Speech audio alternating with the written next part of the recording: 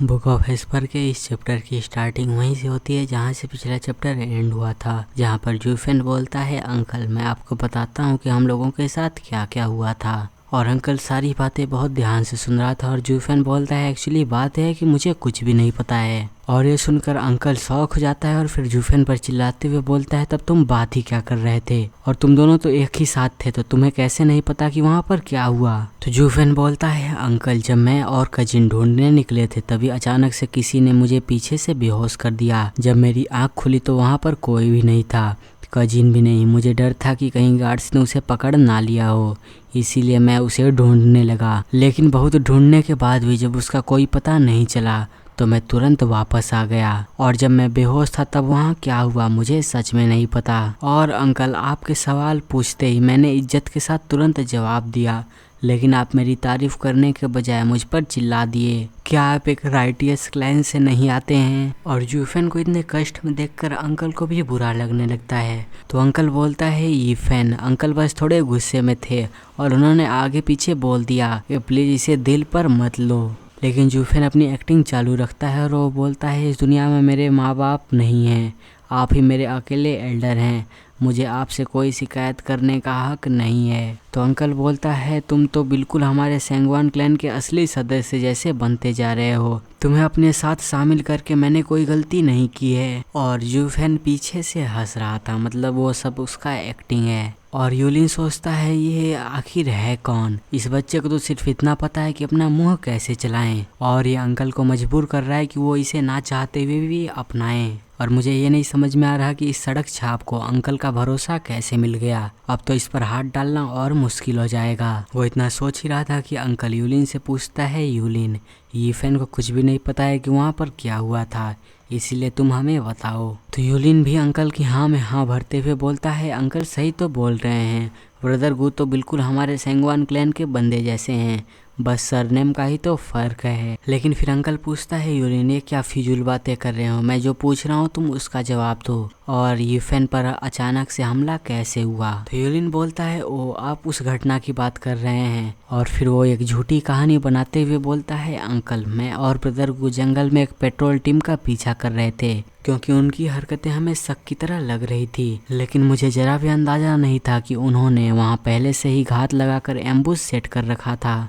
और जब उन्होंने अटैक किया तो मैं घबरा गया और मैंने रिफ्लेक्स में खुद को बचाया। मुझे नहीं पता था कि उसकी शॉक वेव से ब्रदर गू बेहोश हो जाएंगे। फिर वहाँ पर 6 लोग और आ गए। इतने मजबूत दुश्मन देखते ही मुझे वहाँ से भागना पड़ा। और ये सारी कहानियाँ सुनकर जूफेन सोचता है, ये तो एक जीनियस है, मौका देखते ही इसने ऐसी परफेक्ट कहानी रची जिससे कि सारा शक खत्म हो जाए। ये इंसान काफी चालाक है। और ये सुनकर अंकल पूछता है, इसका मतलब ये हुआ कि तुमने यीफेन को अबैंडन कर दिया है ना? तो यूलिन बोलता है, नहीं नहीं अंकल मेरी बात तो सुनिए, एनिमीज बहुत ज़्यादा थे, अगर मैं ब्रदर गू को साथ ले जाता हूँ तो हम दोनों का बचना नामुमकिन था, और फाइट के बीच आकर ब्रदर गू मारे जाते। उनकी कल्टीवेशन बहुत कम है और मुझे डर था कि एनिमीज इन पर कोई भी रहम नहीं खाएंगे, इसीलिए फाइट करते करते मैं एनिमीज को दूसरी तरफ खींच ले गया ताकि ब्रदर गू को भागने का एक मौका मिले। जब मैंने एनिमीज को भटका दिया तो मैं ब्रदर गू को ढूंढने वापस गया,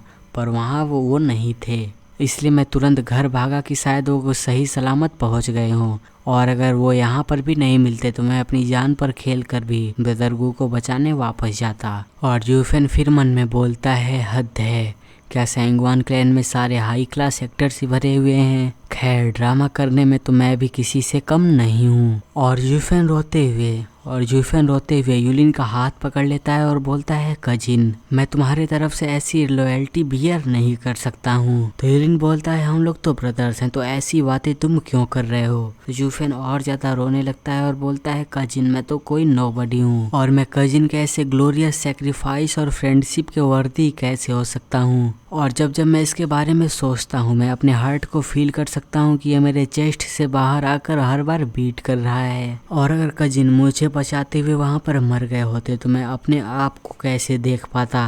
तो यूलिन बोलता है, ब्रदर गू हम लोग तो ट्रू ब्रदर्स हैं। तो जूफेन भी बोलता है, कजिन यूलिन ब्रदर गू, जूफेन कजिन, यूलिन ब्रदर गू। और ये देखकर अंकल और कजिन भी परेशान हो जाते हैं। और वहाँ का ड्रामा देखकर लड़की सोचती है क्या मेन के बीच का रिश्ता और भाईचारा सच में ऐसा ही होता है। और गू सेंटोंग भी सब कुछ देख रहा था और वो सोचता है देखो तो सही, डैड की इस नौटंकीबाजी में फंसने के लिए यहाँ कुछ और बेवकूफ मिल गए। लेकिन वैसे इस यूलिन की बेशर्मी तो डैड के भी लेवल को टक्कर दे सकती है। और फिर अंकल बोलता है मैं ये जानकर बहुत ग्रेटफुल हूँ कि तुम दोनों ब्रदर्स इतने क्लोज हो, लेकिन इससे फर्क नहीं पड़ता कि तुम कितने क्लोज हो।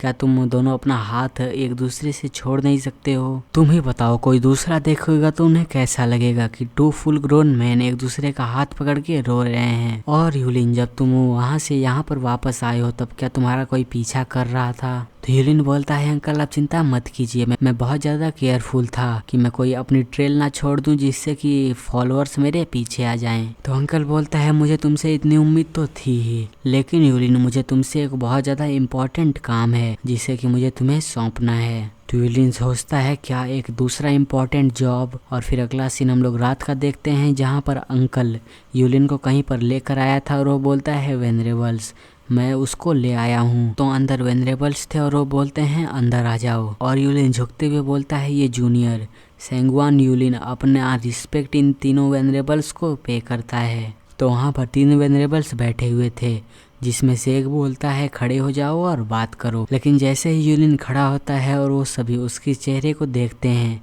वो बोलते हैं कि ये पिग हेडेड फूल कौन है।